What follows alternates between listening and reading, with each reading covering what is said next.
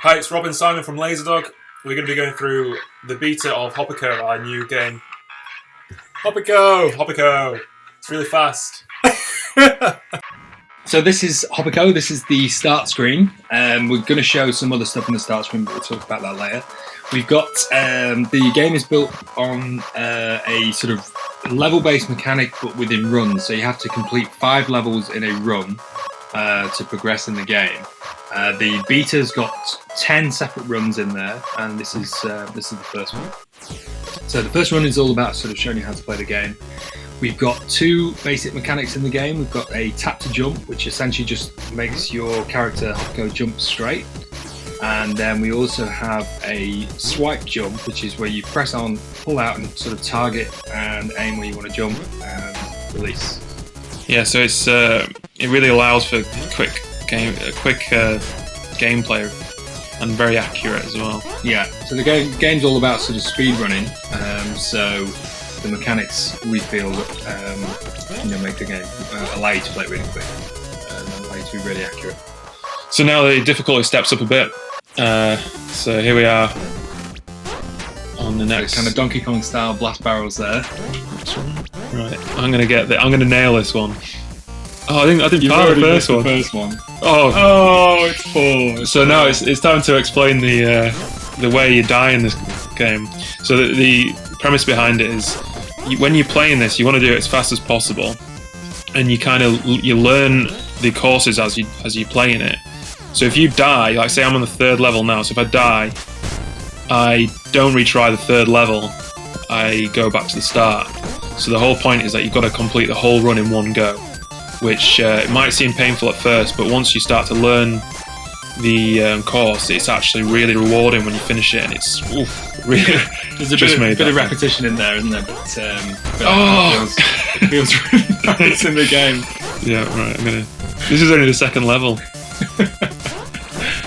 You can play the next one. It's a Laserdog game, so we're planning on making it fairly tough. Yeah, level 2 is absolutely nails, apparently. It's talking and doing it at the same time. Right. If I don't get this one, you can take over. Right, you have a go. I'll pass it over to Simon. There we go. So now I'm concentrating. I'm going to be. You cheated. Well, so. Oh, and that's not one. Well, that isn't a cheat. It's just being rubbish. Pressure. So while he's talking, while he's playing, I'll talk a little bit about the music. The soundtrack is all done in LSDJ, which is on an original Gameboy. We're up to 9 tracks now, I think it is. And I composed all the music on. Well done. He's part it. Composed all the music on the Game Boy my grandma got me 20 years ago, so it's like, I don't know, a lot of nostalgia in there for me. I really, really enjoyed making the music. Okay, so I'm going to jump on and keep playing. That's Rob's talking now. Definitely need to change. So, and also, something we've done in this game as well is the way we've managed the colours and the schemes of each run. I built a system where Simon's the designer and the programmer, so Simon can just go in and add different colours in a big system, and he just pulls them all in for the particular run, so you get a different feel for each run, which has been quite a lot of work, but it's been good fun. Oh, so close. So on this, that was literally the last jump on this run. This run introduces the exploding platforms, which I think are a really good way of training the player to jump quicker. It's an important thing in this game to play fast, and because they explode only like a second or maybe less than a second after you land on them, it kind of trains you to have that want to jump quickly. There we go. Awesome. Simon is awesome. I made you include that just for me, for that moment. So which one's this one? So room 4 now. In this beta, I think what we kind of want to try to do is make the first 5 levels like representative of what the actual end game would have in the first 5 levels. So it's the ones which kind of like train you how to play it. But the next 5 are just same jump again. The next 5 are just really, really tough. like an example of what it'll be like when the difficulty really ramps up. And they're the ones where you end up screaming and hopefully feeling brilliant when you've managed to complete it. You got to be careful on that one because if you land on the edge, the lasers still get you. Yeah, tricky, nasty level. So, well done. So there's a lot of timing needed in this game, but it's also the accuracy of the jumps. Oh, you've nailed these. Oh yeah, well practiced. I like how we started out as if I was going to do it. My reactions aren't as quick as Simon's. Plus, I designed most of these levels. Yeah, that's a good point. You've had a lot of practice. But I think that this one, the last level in this one, is really good because you'll see. Well, hopefully we'll get there. Oh. We released we announced it when we were at, was it in Insomnia? Yeah, Insomnia in Birmingham. No, Birmingham? Coventry. No, I'm getting that all wrong. Insomnia at Coventry. And the story we released was that gaming is completely over. All the retro game consoles have been infected by a virus called a nanobites. Nanobites. Sorry, I'm just watching you die over and over again. Called the nanobites, and the HoPiKo was invented to go into the systems and clean them out. So people haven't been able to go on any kind of gaming console for years and years and years because the nanobites destroyed it. And your job is to go inside consoles and clean the consoles. So the spiky, wiggly monsters there are the nanobites, and the thing at the end of the level is the thing that's controlling them all. And when you jump into that, you can like short circuit it, and it explodes and it kills all the nanobites. Yeah. So this guy here at the end. Yeah. So that's you destroying him. You can see his eyes pop. Nice little cut there.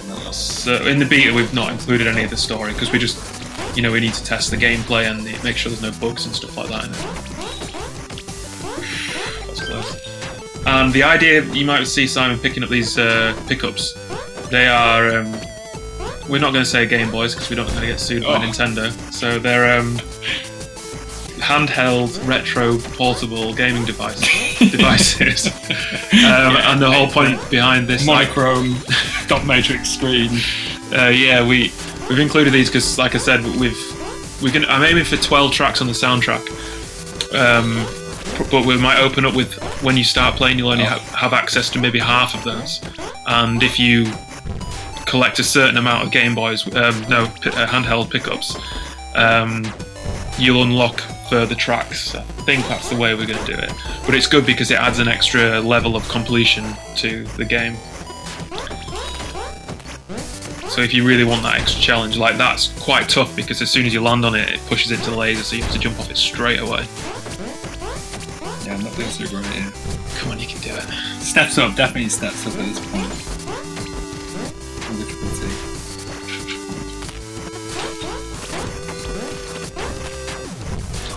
Awesome. Concentrate. Ooh!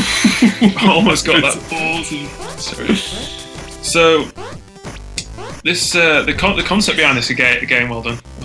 The concept behind this game actually started completely different, didn't it? It was a game called Debris, I think. Yeah, Debris. We don't know which one it is. Debris or Debris. And it started like all of our games do, is just a little prototype.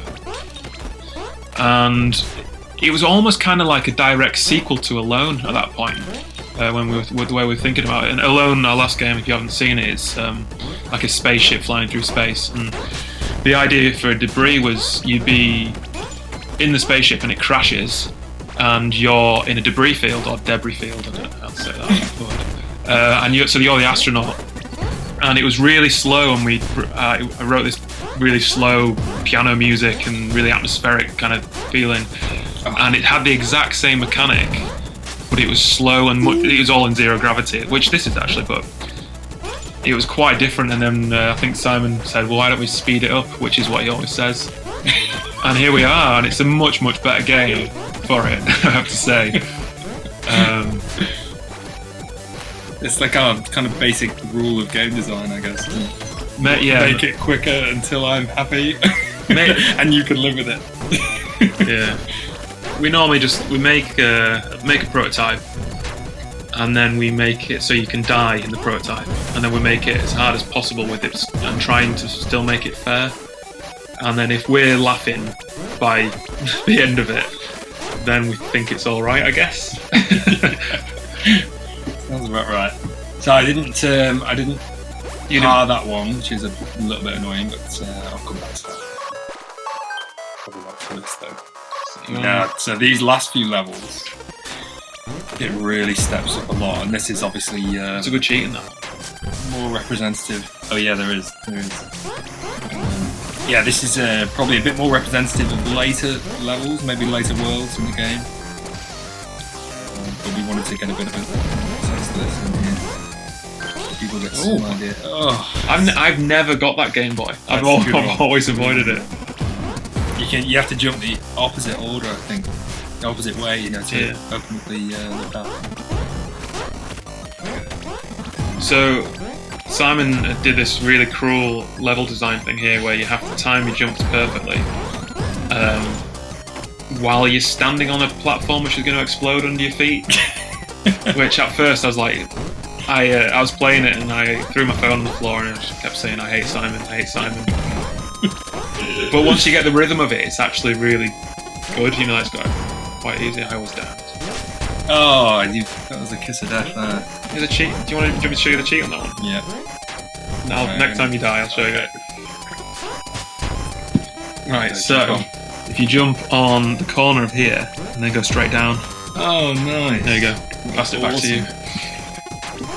So again, for the speedrun aspect, we're kind of hoping that people will find and exploit those holes in the level design all over the place.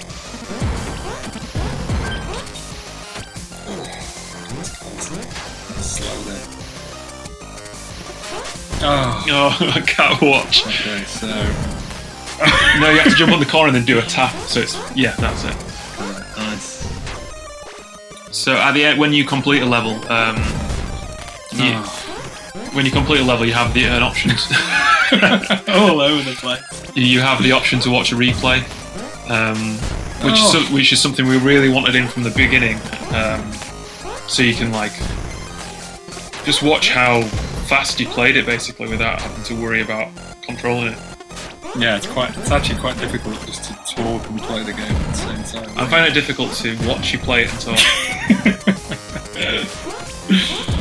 Definitely a sign of a awesome game.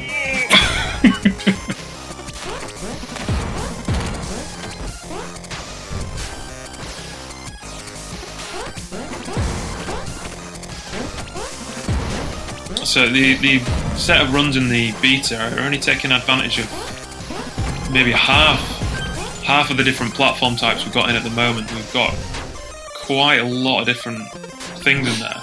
Some of them might not make it into the end of the game, but we've got teleporters, gravity wells, swinging things. Yeah, there's like a flip-flop type platform that kills you on one side and flips with every jump you make and stuff like that. Some of it's untested though, isn't it? Yeah. The stage we've got homing missiles. Yeah, you've messed that up.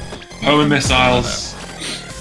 Bad guys which come running after you or floating after you, which really adds some pressure onto it. Yes. Oh, Pardon? No! Stupid game. Right, so are we on the 9th run now? So yeah, so now it really gets tough. I think this is the hardest run in here. Straight away.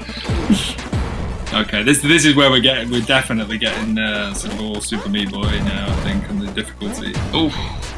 But it feels actually really awesome. Colour scheme looks a bit SME as well. Yeah, it does. Yeah, it's probably a tribute. Tribute to the greatest thing in the world.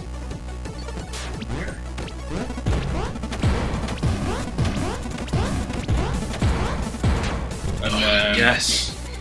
Come on, let's have a minute to celebrate that. yeah. Although there's no Game Boy, but how many attempts attempts did it take? Go back. Okay, so that was 12. 12 attempts. That's not bad, unless I'm counting that wrong. That's not bad at all, is it? Is the game counting that wrong? So, well, let's have a look. So, you can see just the little skull underneath the HoPiKo character with the count in there. Tells you exactly how many attempts. Oh, yeah, how many deaths. I was pointing at the screen, and you can't see that. 21. So that's 12. That's about right. Okay, so this is the last run. Weirdly, the colour scheme has changed back there. It shouldn't be this colour.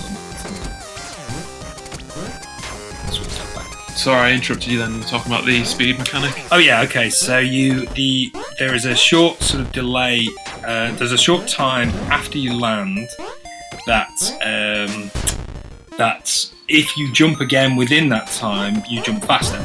So the faster you jump consecutively, the faster you'll jump. The actual speed of this jump is quicker. And then there's this sort of on top of that, there's this kind of Mario Kart moment as well at the start, where if you jump within a certain, like a fraction of a second after he spawns, you also get a speed jump. I've got a cheat for this actually. Oh, that's I don't know. Awesome. I learned that the other day, and I've just remembered it now. That definitely helps. That was really good. I need part that. This one's really tough to play. You've got to jump through, back, and through again to get the bar. What's weird is really with this colour scheme, it seems easier. What was the other colour scheme? It was all. It was like dark red Doom, wasn't it? Please complete it. Okay, I'm not going to check for the Game Boy. The Game Boy there is ridiculously tough. Got it. Oh, amazing. Okay, so there you go. Yep. The HoPiKo beta. Thanks for watching. HoPiKo, we are hoping we're going to get out in August. We've got a whole load of levels to make, a whole load of worlds to make. So yeah. Yeah, so thanks for watching. Yeah, nothing else to say really. Yep. Bye. Cheers, bye.